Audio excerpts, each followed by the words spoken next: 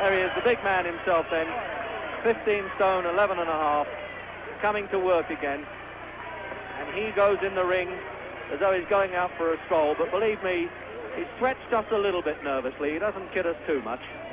He gets that adrenaline working for the big event.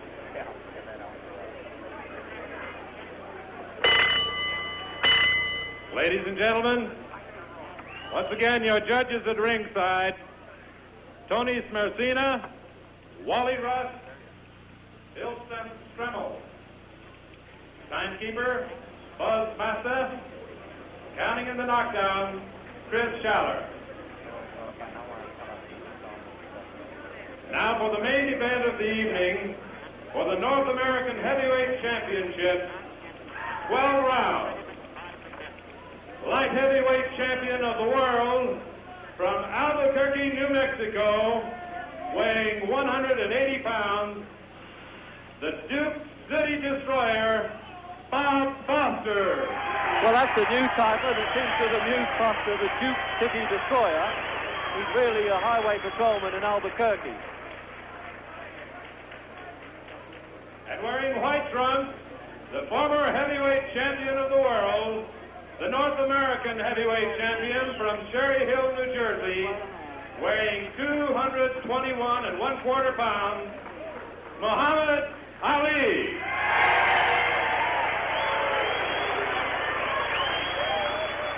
Well, he certainly is a big one there.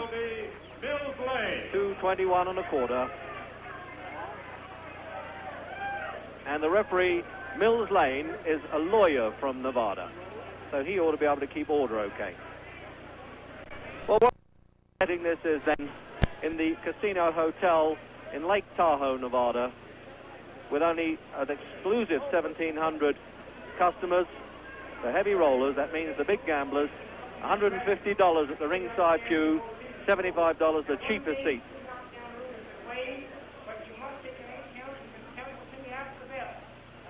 Scores a knockdown, he must go to the furthest neutral corner, and if they don't lie, wave him back. You both understand that? Okay, good luck to both of you. Shake hands now. Come on, box.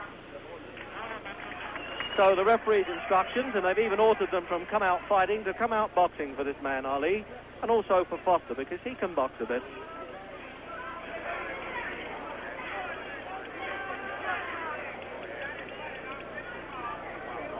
So then the handicap match, I think, the reigning world light heavyweight champion here, Bob Foster, the man who fought this man, Ali, so many years ago as an amateur in a training session, had him on the floor with a left hook and said, I've always waited for the chance to do it again. Well, now we'll know.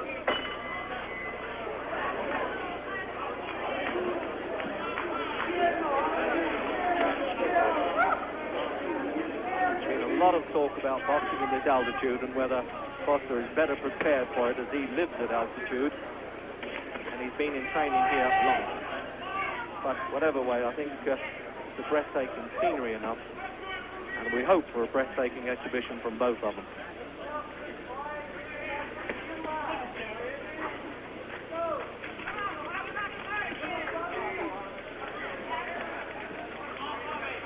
Well, there's one thing for sure, the lighter man of the two isn't backing off, and he's trying to fight side on to present a smaller target for Ali.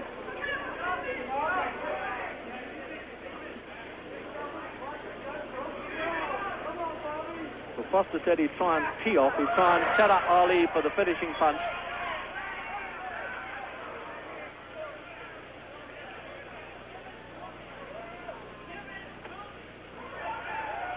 The big man now 5 pounds heavier than he weighed against Floyd Patterson. But still getting up on those toes at 30. Hasn't altogether lost that youthful exuberance. And that trainer, Angelo Dundee, there in the corner, that unusual shot.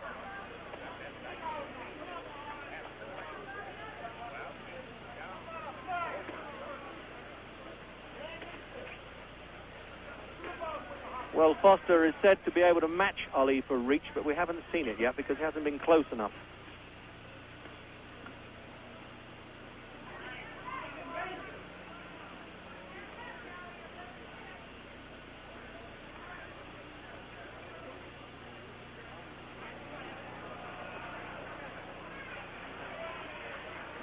Well, Ali almost treating him with contempt. Can you imagine that? The man, the way he knocked out Finnegan, 11 world title defenses at the light heavyweight limit.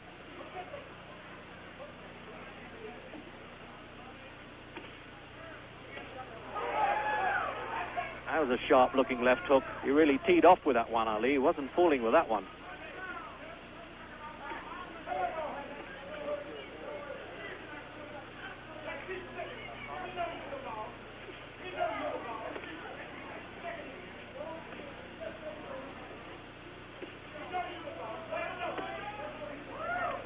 And they're yelling in Ali's corner, Bandini Brown, let him know you're the boss.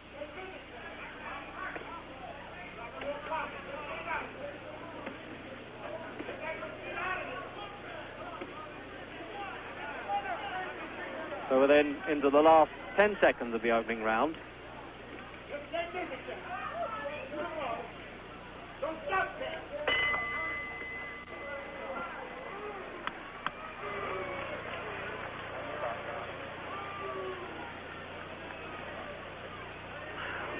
Well, Foster certainly tasted those very powerful left jabs of Ali in the opening round. And that whistling there, of course, is for the beauty who's coming in with the rounds board. Very distracting, I must say, not only for boxers, but for commentators as well. As I was saying before I was rudely interrupted, there's Ali there. Really looks as though he could doze off in a corner. What a fantastic man this is. He's now 30. Looks as though he could box forever. This is his 41st fight, and of course lost only one against Joe Frazier, and there was some dispute about that too.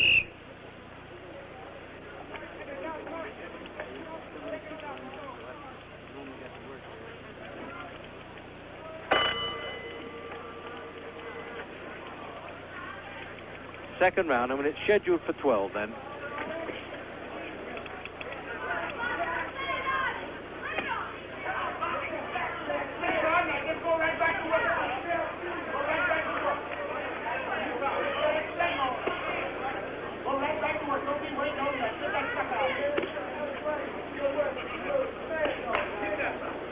They may look like flicking left hands, but I can assure you from close up, you can almost feel the thud of that as it hits Foster's face. That's a hard enough punch. Rather like a Chinese water torture, keep tapping him on the head there.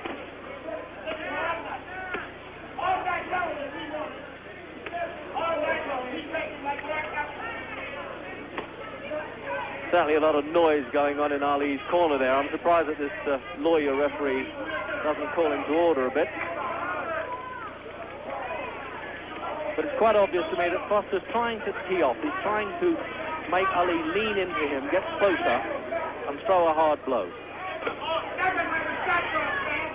Frazier gambled a lot more when he fought Joe Frazier. It only lasted 2 rounds, but that really was a hard 2 rounds.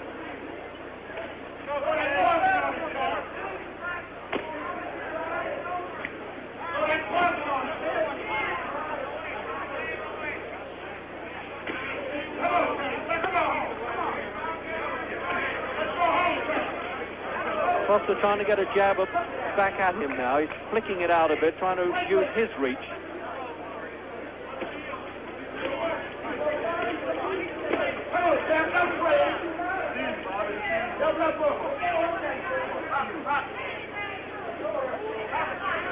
Well, this is one of the biggest rings I've seen. It's at least 20 foot. It really is decoratively done. But they're not using it at all. It's very heavily padded, and I don't know whether they can use oxygen canisters in the corner, but I understand that the Nevada State Commission said no, it's dangerous, but they allowed them to use it in training to help with the altitude problem.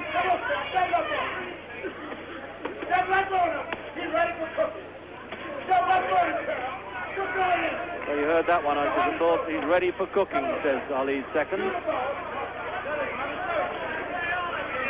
But the sheriff isn't giving up for this duel yet.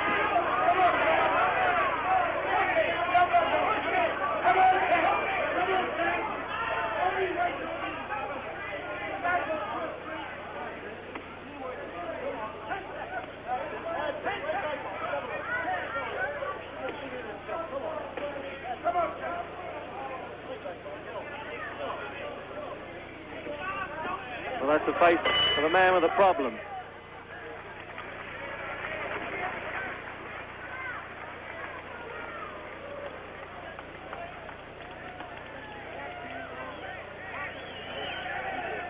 So a change of scenery now with the round girl. And it looks as though Bob Foster's also taking rather a crafty peek at her, taking his eye off the fight for a minute. He certainly can't afford to do that.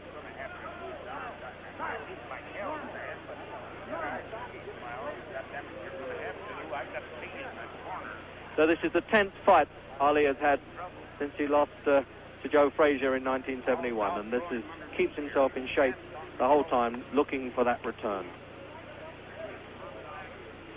But he still hasn't scored a really clean-cut knockout since he was last champion in 1967 against Zorafoli, although Jürgen Blind did in fact get counted out, but it wasn't considered a clean knockout.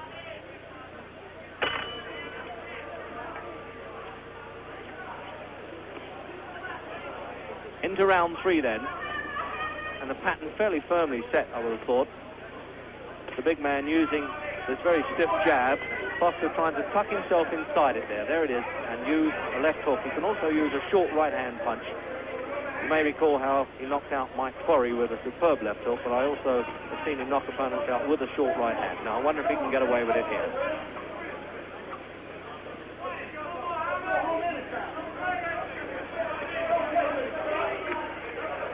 Looks to me that he's intimidating bit now by Ali. This is when he turns on that show a bit.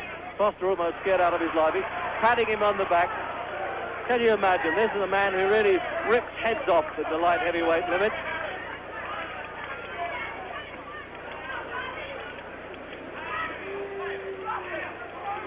That's Ali treating him just like a toy there.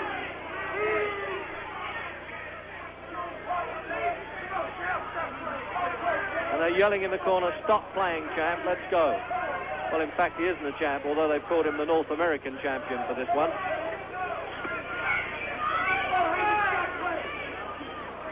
It really is Foster's psyched out of this fight, it looks, doesn't it? It looks as though he really doesn't know what to do with this big bear coming at him.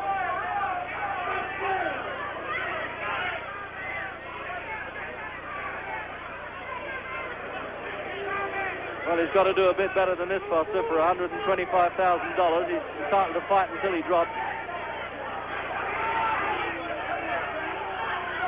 Ali's almost inviting him to do something. And he's talking to the corner there, Ali. He's saying, don't worry about him.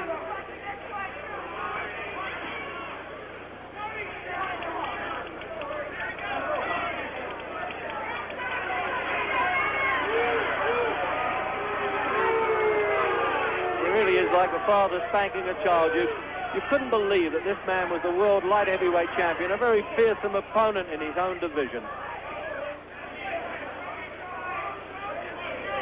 He really is humiliating Foster.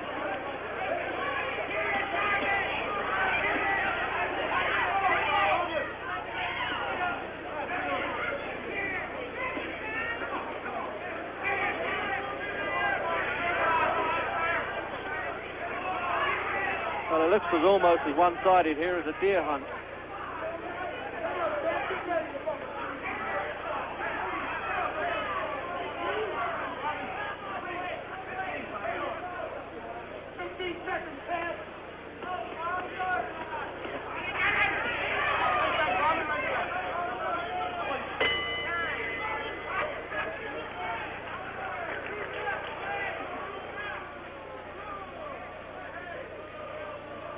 Well, you can hear this very high-paid audience here getting a bit restive there. They want to see a bit more from Ali. I think they want to see more from Foster, in fact, because there's not much more this fellow can do if the opposition won't open up.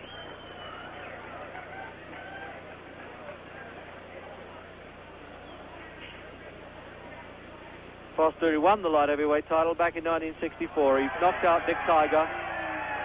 He walked into Madison Square Garden with only 35 cents in his pocket and came out with a world championship. But it'll take a little bit better show than this for Foster to give this man any trouble at all.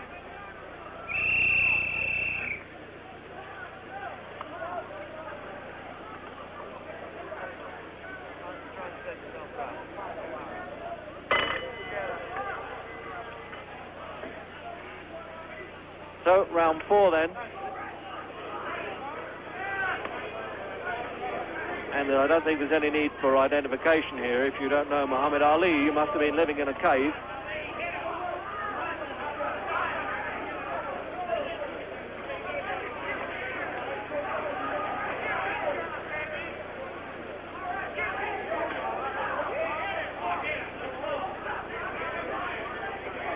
The point is, I don't think it's the exact weight that's so much of an advantage for Ali, because he isn't leaning on Potter or shoving him around.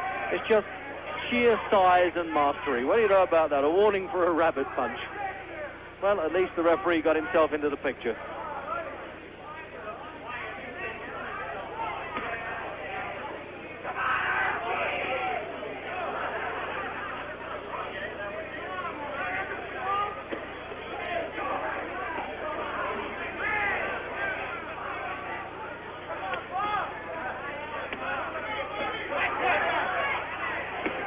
Well, the Foster at least managing to get the odd punch back now. Been exercising that left hand of his on the southpaw of one-armed bandits in this casino during training. Should be in good shape.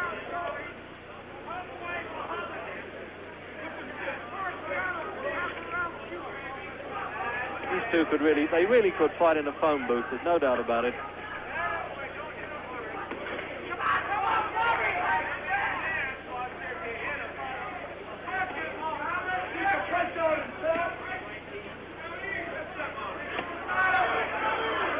That was a cup around the face that might have livened Ali up to say, well, I don't think I'm going to let this go much longer if this keeps up.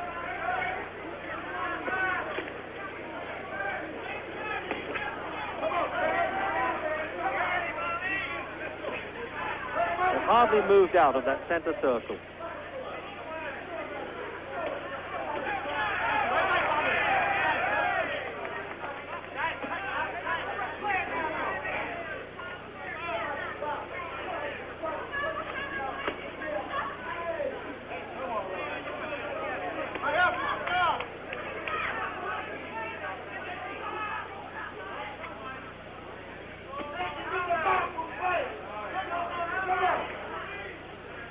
Just, believe it or not, a little mouse, as they call it in boxing, under Ali's eye.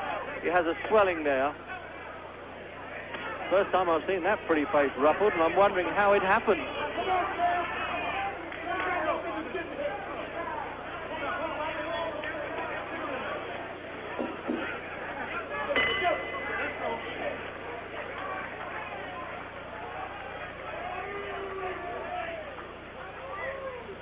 So the referee here collects the judges' scorecards at the end of each round. So, as they say, no skullduggery is permitted, and they're given to an adjudicating panel. Well, I don't think you needn't worry about that because Ali's so far in front at the moment. But they're using an ice pack on Ali's face now.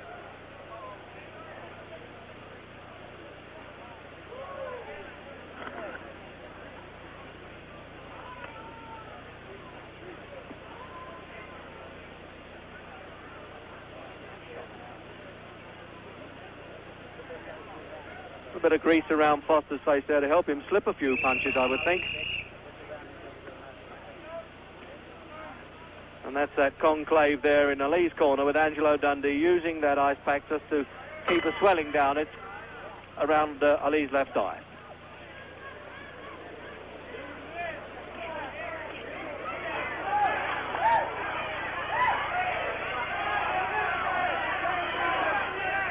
Well, I'm wondering now in the 5th round whether Ali is going to hang about.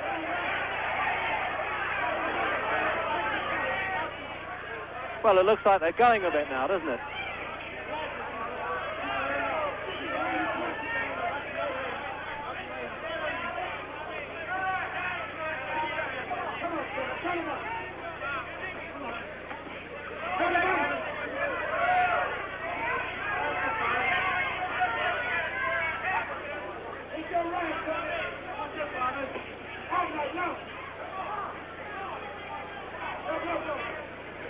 And it looks as though there's blood coming from that swelling around Ali's eye. Well, that is a real turn up for the book, isn't it?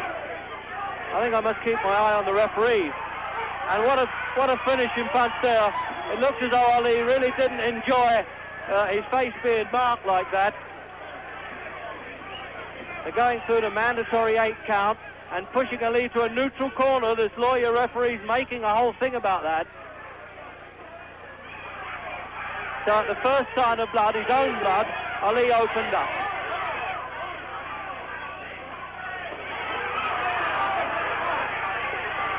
Oh, and a left hook there. It really unhinged Foster's knees, but he's having a go. And his own second's almost in the ring with him there. Just look at that. Foster's management halfway in the ring with him, but they won't get in.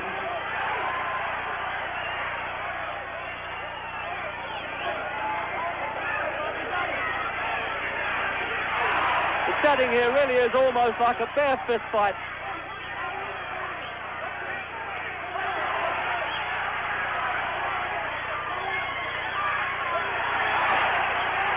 And isn't Foster getting some encouragement? The moment he gets through with a punch, the crowd go crazy there. But he's rocking again there. He's giving it all he's got, Foster, but his legs are unhinging. Yes. I don't think he's going to get up from that, is he? He's looking at the corner and saying, I can't do it. Is he going to count him out? No, he's made it.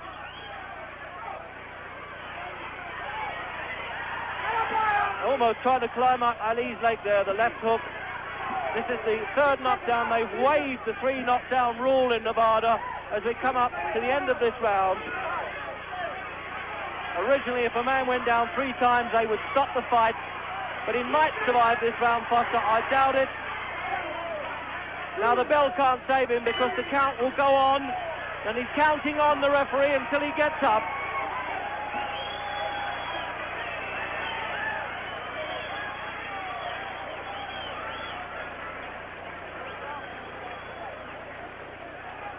Well, he ran that round. That's where all the action came. You talk about when punches land, it goes to the boots, and you'll see how Ali's punches really make Foster's legs unhinged there. Look.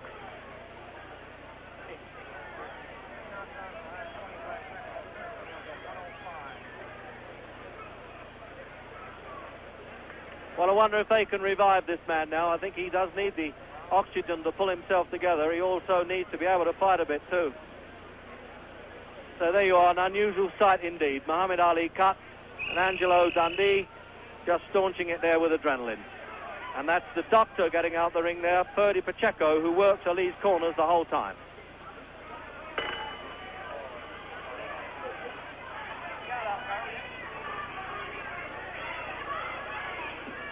So round 6 now, with Foster well softened up in the fifth.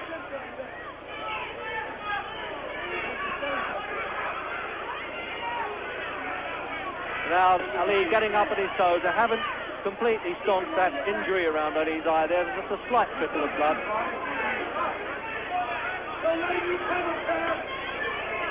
And this was the round now that Ali predicted at the weigh-in. Originally he said 8, and then he said this fellow started to jive, he'll fall in 5.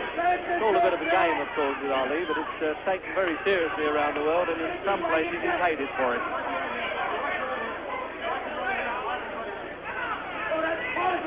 And up on his toes, we may even get the Ali shuffle going in a minute.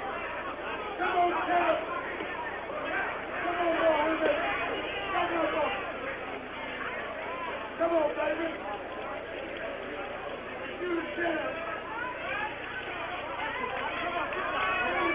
I think this is a bit of a show-off round now for Ali. He's getting up on his toes, working himself into good condition.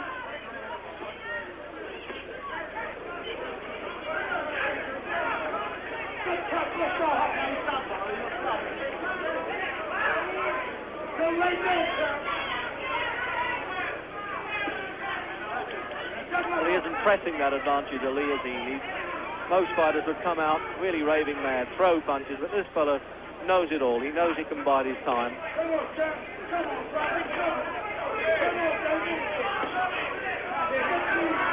On the other hand, can you imagine what would happen if Foster teed off and landed a punch on Ali's chin? I think you could hear the roar around the world if that happened.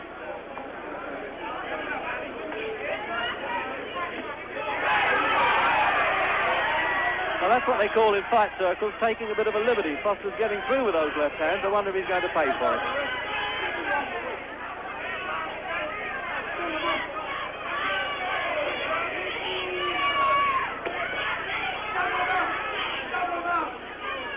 And they're yelling from Ali's corner now, double them up, means to use those punches in flurries.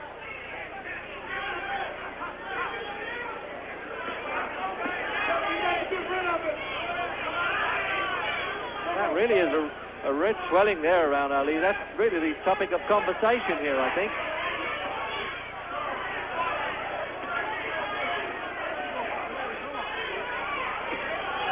Those left hands, they really are suffering Foster up the whole time. You need a really strong neck and heart to cushion those.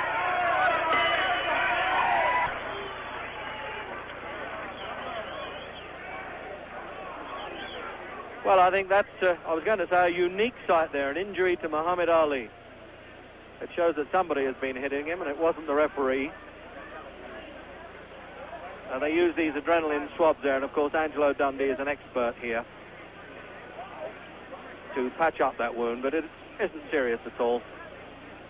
But I don't think Ali can afford to take any risk and allow Foster to catch him on it, because if it really got a bad cut, then he'd be in trouble.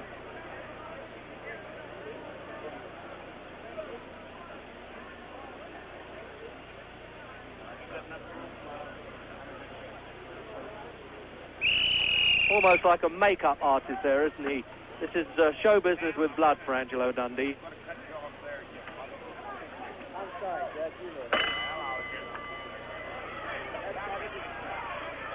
Into the seventh then.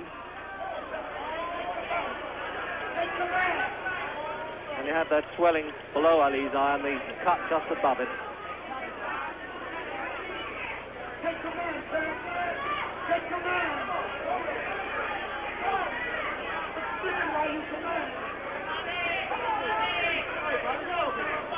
Very hard to work out what are Foster's tactics. Is he saying, I think Ali might tire a little bit, or is he saying, no, I don't want to get too near this fellow, I'll cop it again?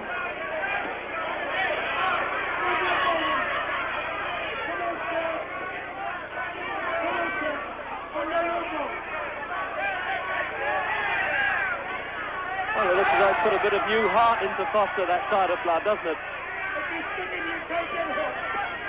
He's done well, really, to recover from those knockdowns, although Ali hasn't really piled on any pressure either.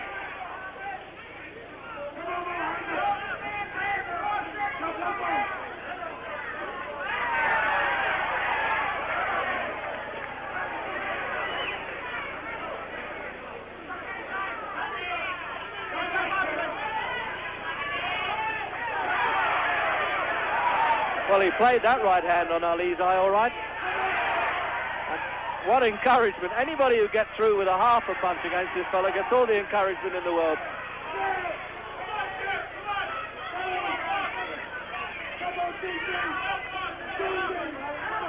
Any chance, I wonder, of the repeat of the Henry Cooper night? Just look at Bundini Brown there going crazy in the corner, one of Ali's seconds. He was warned off in New York for doing this and throwing water over him during the fight. But that right hand, that really is the killer punch. It was a long punch too, and I think it sickened Foster as much as anything.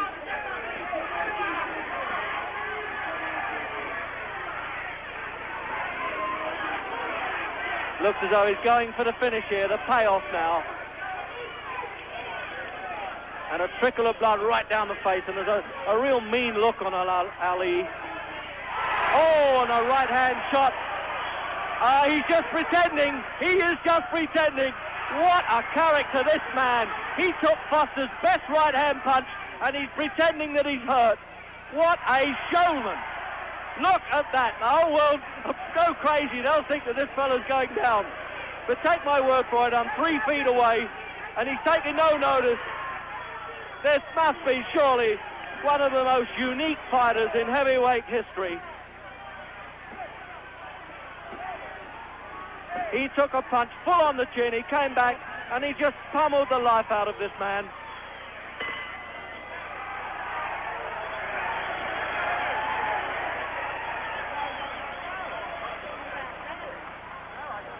So let's have a look now again at that right-hand punch.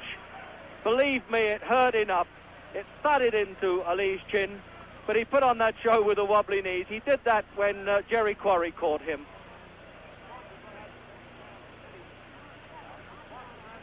He overreached himself there. You don't see the right-hand punch, you just see the knockdown there, the final knockdown there of Foster. But he looks as though he thinks he's won it, doesn't he, Ali? And from a different angle, from above, you saw that shot. So believe me, that was no larking about.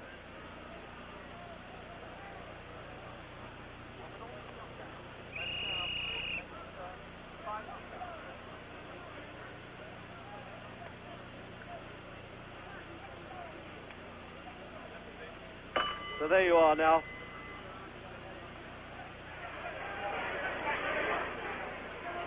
So 8th round. And with Foster up and down like a yo-yo now. And through his best punch, he knows he can't get away with it.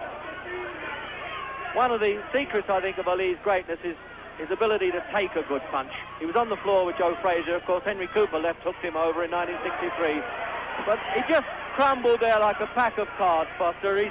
I don't think he can make this. I know he's looked as though he'd never get up before, but he's had enough now. And it looks like a slow count, too. They're giving him every chance. No, he's out. His legs have gone like a kid in a playpen there. And be fair, a little bit of compassion there from Muhammad Ali. He turned it on at the start of the 8th round. He knew he had to go out and do the job, and he did it well.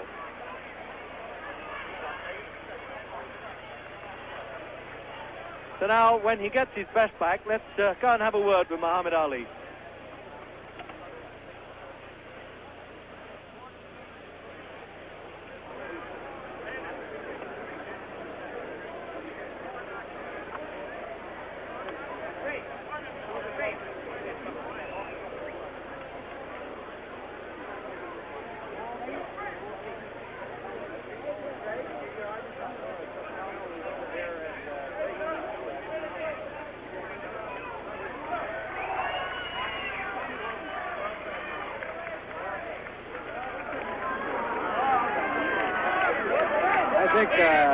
I think we may have to call you the prophet, young man.